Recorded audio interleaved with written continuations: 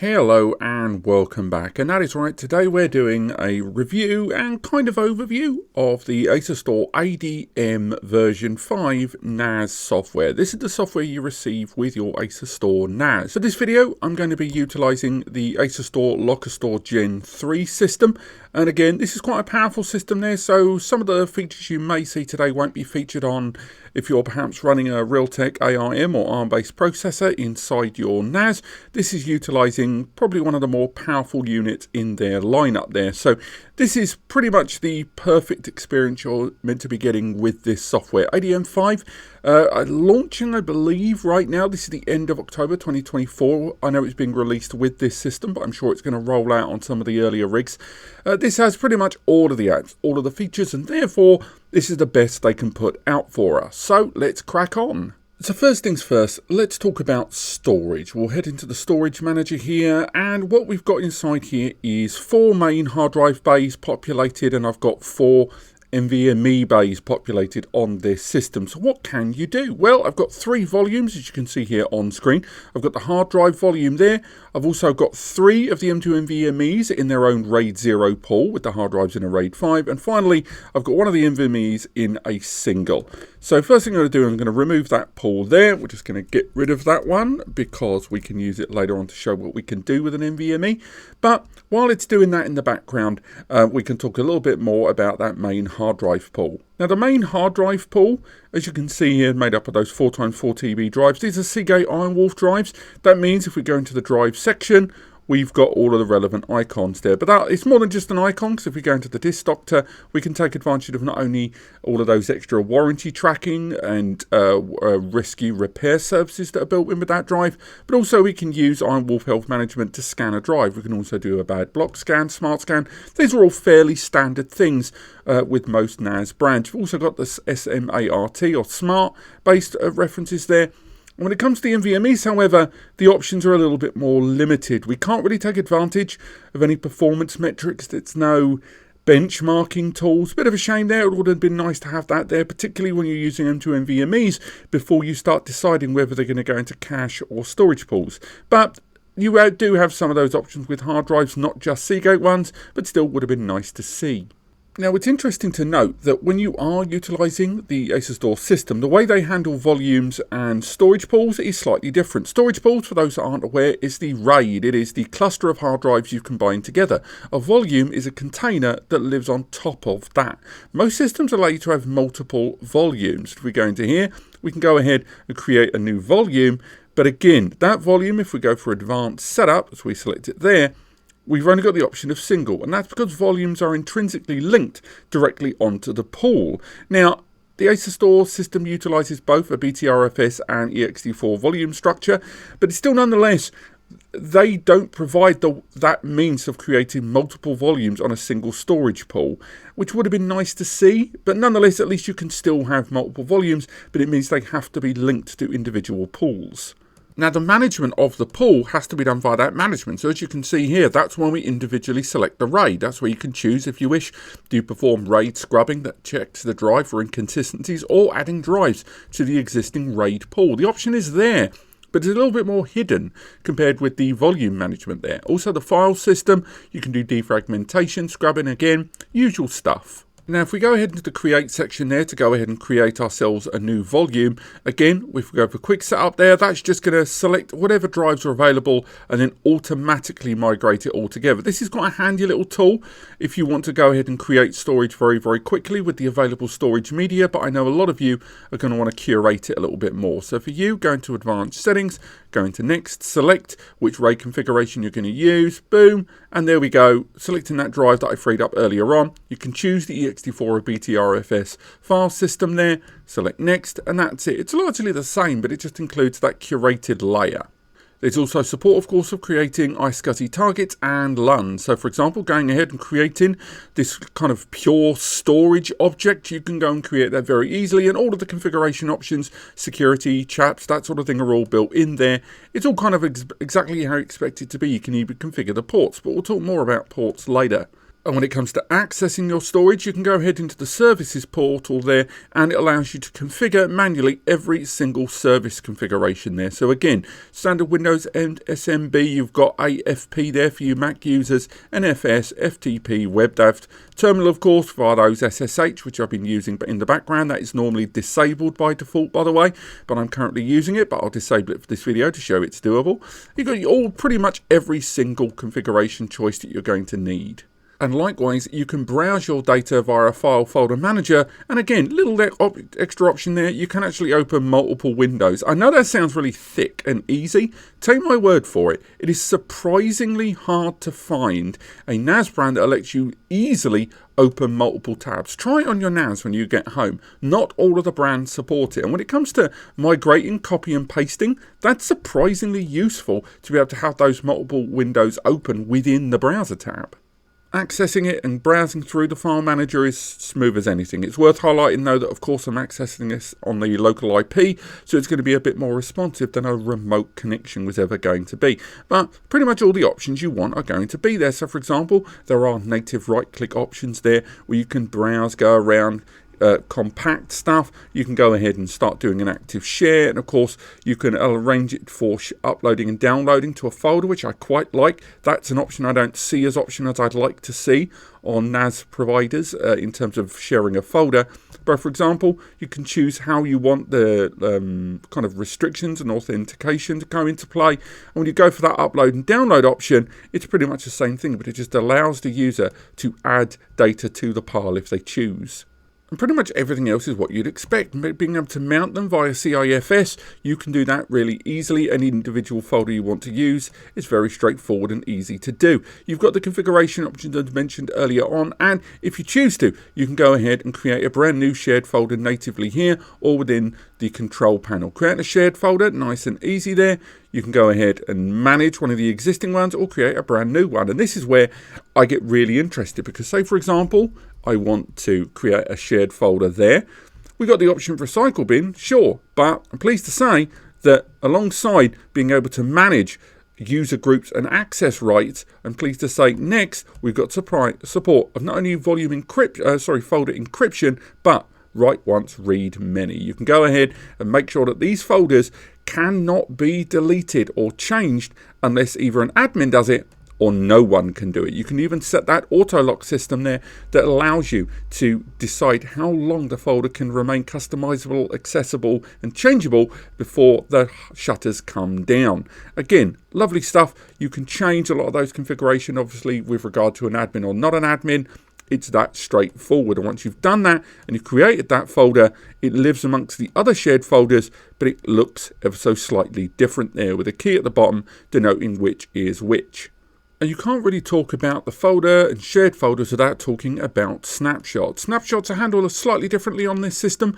It's not based on folders, it's based on the whole volume. So the whole volume there, I've got it set up there that every single hour the system is taking a snapshot, and that's happening over time. So we've got all those snapshots there. If we go into the volume detail there, we can find out more about configuring a lot of that snapshot creation there in the background. But if we go into the history of the snapshots at the bottom, we can go ahead and we can edit that snapshot if we choose to, and we can lock that snapshot. So that means that snapshot can never be deleted in terms of that rolling retention period over time. But then we can also go ahead and restore it very, very easily. And as you can see, nice and easy, you can restore that snapshot. You can also create an additional snapshot before the restoration in case you want to be able to roll that back. On top of that, you can preview it, but I have to say that I have encountered occasional problems trying to use this preview option. So for example, if I want to preview this snapshot, I'm getting an error. It doesn't always show that error, but it has in the past. Not being able to preview the snapshot isn't the end of the world, but it would have been nice if this was working every single time. But that doesn't stop with the restoration, which restores every single time. I've not encountered any problems with this. 4 or 5 times I've done it. It worked like a charm. The same goes with snapshots on iSCSI LUNs you create. You can go ahead when you created a LUN to go ahead and have snapshots being created on the same schedule as the others on that iSCSI line. I would have liked to have seen folder-based snapshots, and maybe it's there and I'm not finding it. Whole volume is good, but that's quite a hefty proposition when you might just want to have one key shared folder being the one that's being, reversible. Now, system management, it's actually been more granular on ADM than it has on other NAS brands. Most NAS brands have a control panel or settings option that covers everything, whereas on the ADM platform, things have been separated into different apps. So, for example, access control, creating new users, creating multiple users at once on bulk, or importing an existing CSV of users can all be done into this right here, nice and easily. And they can be locally managed in groups, just like you would expect. And every single one of those users, you can add security credentials, and more on that later on. Settings options there broken onto that side, but then when you look, everything as mentioned earlier on, we've got the services tab for all of those different file services that a lot of NAS brands roll into the same control panel, all being brought into their own. The same with the system information, again, broke into its own separate tab. And it's all... I like it if this was the first NAS brand I was ever going to use, but because I'm used to using a control panel or settings menu where everything kind of breadcrumbs out of that, it's just slightly unusual for me when these key settings are broken into individual apps. But it has to be said that if I was new to this, this makes so much more sense. And also, at any time, if you wish, there at the top, you can go ahead and use the search functionality. So there was Snapshot there, but I can look up, for example, Drive, and then it will come up with different options where it's searching the system live. It even breaks down into modularly going through the file and folders as well. So again, fair play. They've kind of tacked on both methods of searching, but I know there's going to be some users coming away from other NAS brands who are used to a single portal of settings and are going to go in and wonder where a certain option is when it just has its own door. Now, network configuration on the device is managed from that settings menu. Again, some of the other options are broken granularly into the others, but the main setting configuration for the network is done here. So, for example, we've got all of those connections. This device also has a USB 4 network port that when connected will appear here, but you can do pretty much everything you want to do. You can adjust the MTU, change the IP, the subnet mask, gateways and more, and that can be done to IPv4 and v6. On top of that, within that configuration option along the top, you've got the DHCP server settings. Lots of configuration options there, ones that frankly were absolutely absent on the Unify NAS I was reviewing a while ago, which really disappointed me there. And just, I'm glad to see they're here. They were there in ADM 3 and 4, and it's great to see they've not tinkered with what works. Now, adding a VPN, again, using an existing VPN service you may be utilizing, free or otherwise, you can do that. Same goes with link aggregation. So if you want to bond some of these connections together, bear in mind that if you do want to take advantage of SMB multi-channel, again, you go into the services tab, look under SMB, and you've got to find it there under other options to configure it. You've got the SMB multi-channel and configuration options built in there, but you have to go into the dedicated services portal. Now, system management in terms of 24/7 background passive stuff and schedules is all manageable here. So, for example, if you want the system, LEDs, a message on the front to change, you can do that. You can even take advantage of that front panel changing what's being shown on screen if you are using a NAS and an SS with the LCD panel there. Energy control, you can have the disks on their own scheduled hibernation, as well as the system going into S3 sleep mode on a schedule if you choose. Same goes with power, where it not only has that enhanced EUP mode that I've mentioned in other videos, again more of an EU regulating thing, but you can also do the wake on LAN stuff, and the same goes for fan control as well. You've got a lot of them being either semi-automated, completely automated, or scheduled as you need. Next up, I want to talk about security. The ADM Defender tool, although it seemed at first like it was going to be a tool to, perform regular system scans in terms of checking, open ports, what needs to be changed, weak passwords and more. Unfortunately, it's not the case. This seems to be more about the outside than it is about the strengthening the inside. I get it. It doesn't mean this is not a useful tool. It is. But as you can see, notwithstanding trusted and non-trusted IPs and what to do when they are encountered, as well as regularly updating automatic blacklisted connections, repeated fail entry into the system, as well as adjusting the firewall, that's all really, really good. But these are all kind of defending that main gate getting in, which again, I accept is very, very important. However, I would have liked to have seen a tool like this in terms of solidifying the internal system. So to put it into perspective, if we go into the security tab, in the access panel, in all of these individual users, so for example my user there, if I go in and edit everything we know about them, if I choose to, I can go ahead and enable two-step verification. I can have the account have a running update. I can disable password change privileges for that user. I can also change the individual access rights, read, write, or nothing at all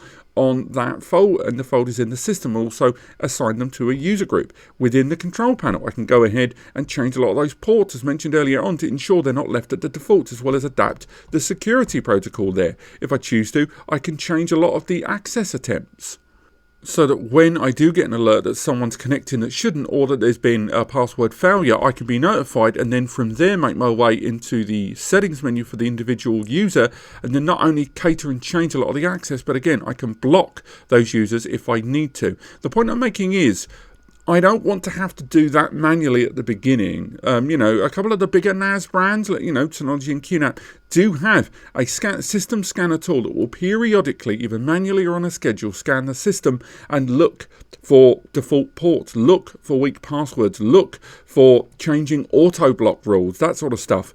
This tool is great for defending from the outside, but a lot of time, a lot of users will tell you that vulnerabilities often come within Linux variations. They come in applications that require that cat and mouse game for those updates. It doesn't mean that this isn't useful in that context, but what I want to have is a scanner tool that scans the inside of the system, not just the gate that's barring people getting in. Next up, backups. And again, backups have been kind of spread across the system in a way that is slightly less intuitive than I'd like. All the options are there. I'm not going to criticize ADM and Asustor for the range of applications and services they've included, because there's an absolute buttload. But they're spread across the system too thinly. If we go into the App Center there, for example, and we make our way into, let's open that up full screen, and make our way into the categories, so we're going to look up backup tools.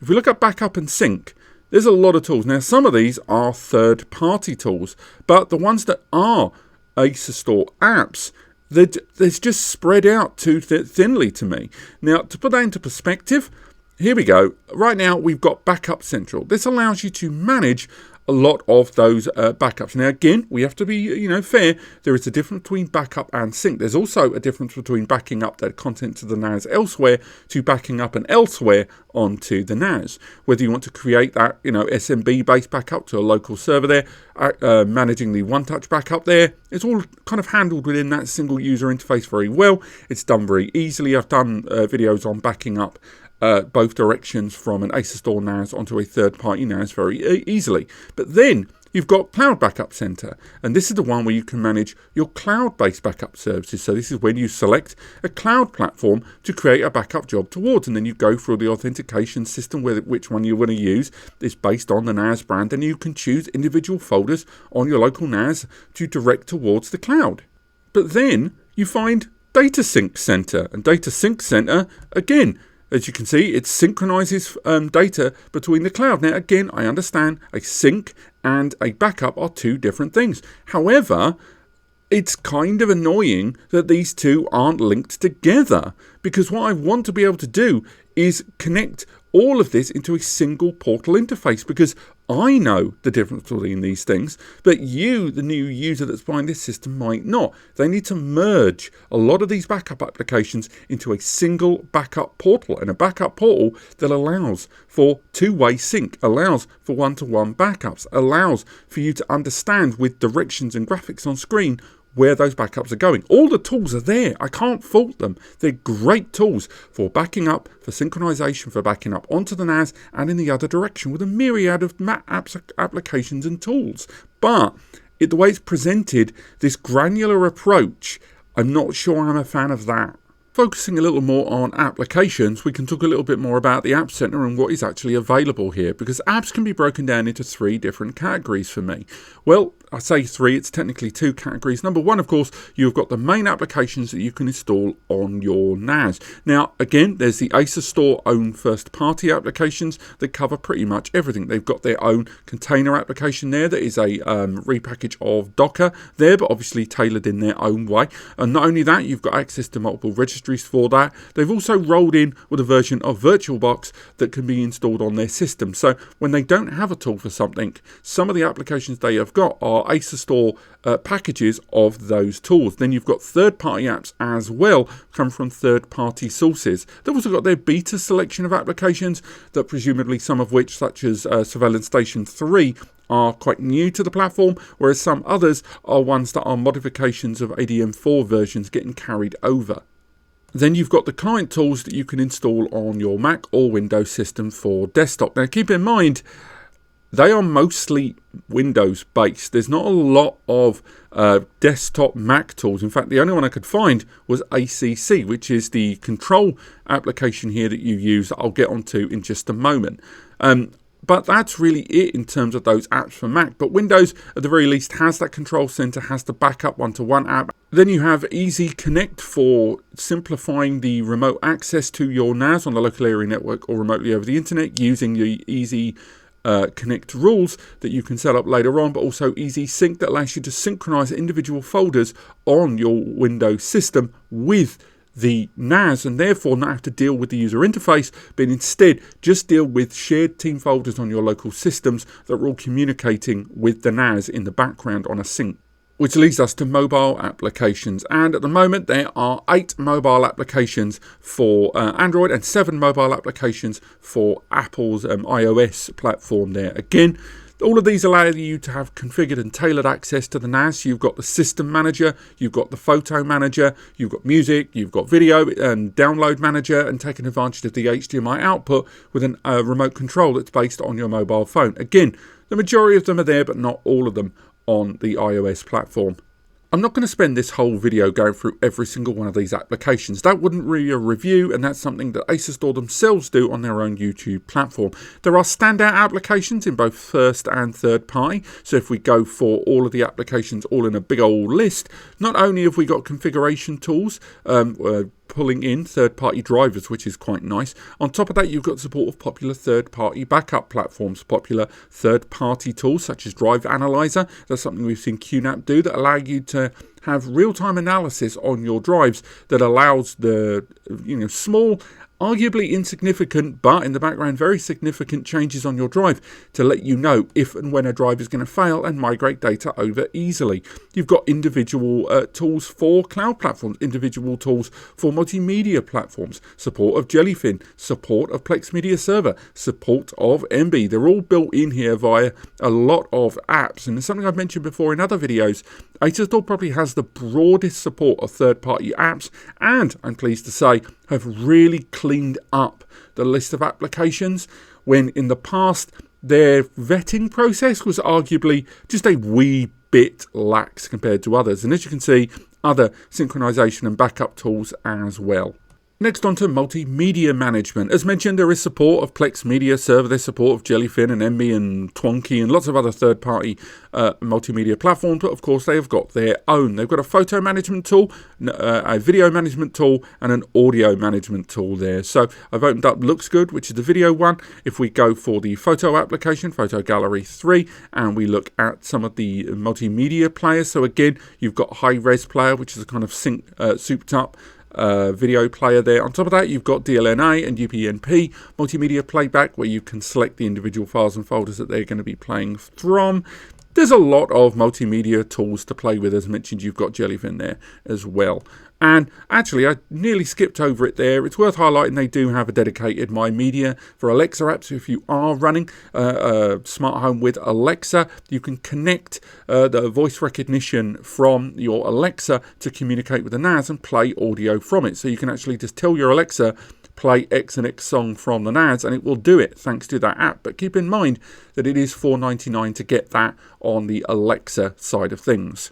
There is vastly more multimedia tools that I could have talked about there, again mixing between the third and first party, some of them small little add-ons, some of them whole multimedia server or just simple synchronization client tools. There's a lot to play with there. They support a lot of apps. But if we look at the available applications, we can see here, for example, this is the photo management tool. So we can go in and select a photo. Let's select that one of the cat, and we can get real-time information about it. Again, depending on how much metadata is currently available with the photo, it will give you some idea about how much can be seen. We can break down into folders if we choose. So for example, that breaks down into some of the geotagging that's built into some of the photos. It pulls some of that from that metadata there. Alternatively, we can play back the videos as well that are all played back within the video player, the photo player app. And if we want, we can go into the individual folders and just go down into it in a far more granular fashion there. So if we go in, select some random bit of grub, scroll down there, select something. Let's go for something old. Let's go for that, something a bit festive. And as you can see, we've got the metadata. It's got the information about where the photo was taken. It's scraping that metadata. Lovely stuff. Next up, talking about video media, we can go into the Looks Good application. As you can see, we've got 3 files there. If I go ahead and into one of them, you've got that scraped metadata there. We'll come back to it in a moment. If we look at TV shows, you have to manually add them all where exactly the directories are coming from. So for example, if I go ahead and find where I placed a lot of multimedia for my Plex testing, we dip in a little bit there, find it in TV shows, go ahead, click yes, and then click update library periodically to add it there. It's that straightforward to add.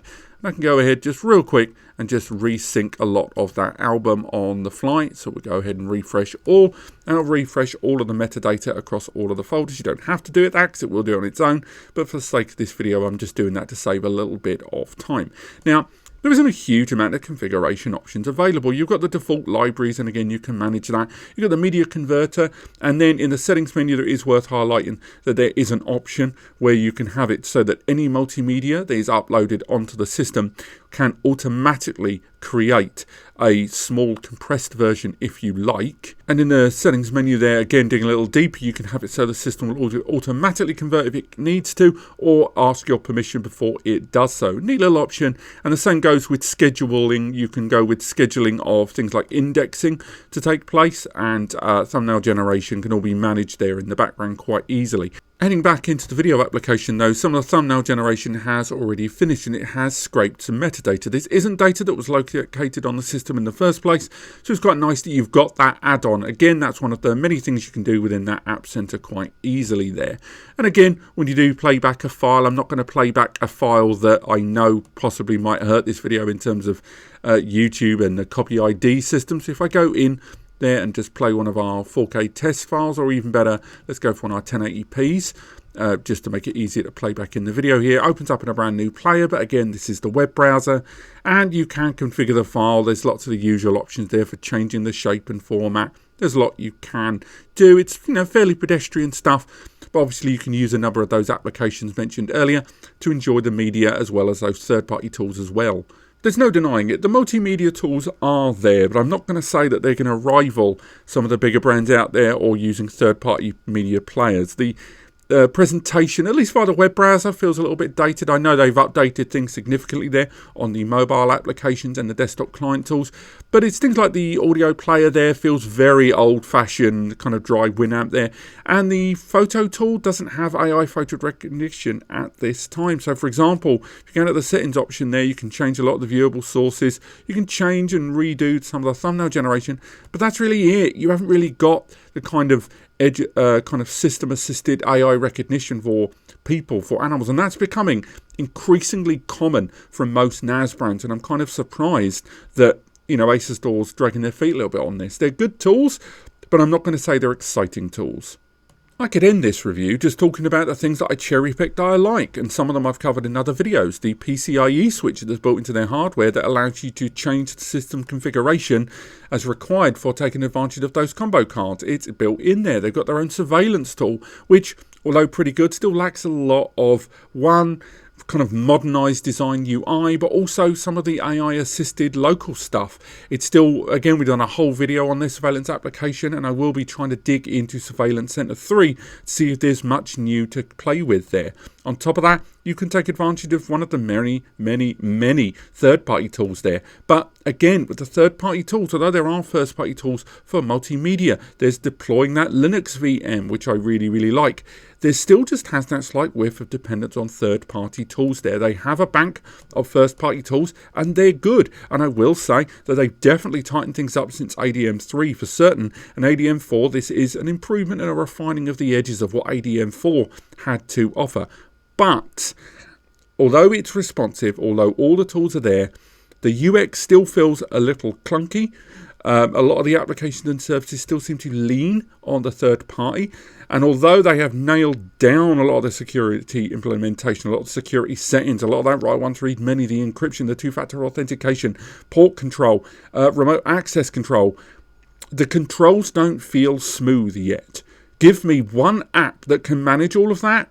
I'm loving that.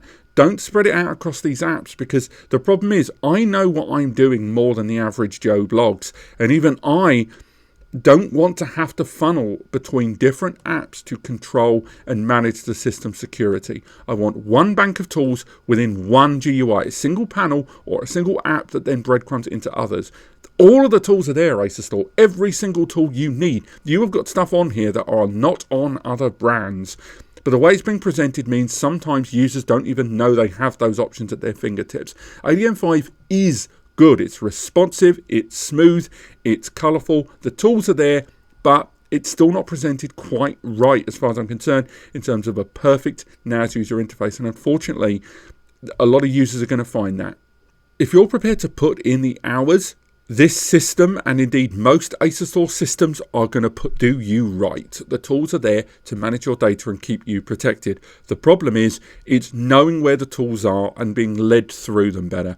I don't want another setup wizard showing me through it when I power on the system. What I want is one tool that guides me through the process and allows me to configure my backups or configure my security settings and scan the system periodically. You guys at Asustor are so close with this, and I hope the next time I review ADM, it's going to be there. It's still great. I still recommend the platform. I still recommend the system, but just keep in mind you're going to spend a little bit more time on the configuration than you might like. Thank you so much for watching. I hope you've enjoyed this. I've done a link below to my Asustor Gen 3 review, along with a bunch of other reviews of Asustor hardware and software properties below. I'm going to be digging into the mobile applications very soon and the client tools. Next year, I'm hoping to go through all of these with the other NAS brands, because it's something I've kind of left by the wayside a few years now, and I think I have to revisit it to see what's changed. But thank you so much for watching. If you're interested in getting hold of a Asustor NAS, please use the links in the description to do so. One, because it really helps out the channel. We get a small commission based on all of that, and it allows us to keep doing what we do. But more importantly, it means it allows you to get it from sources that we trust and get the best deal possible. And we do refine and change those links periodically. Thank you so much for watching, and I'll see you next time.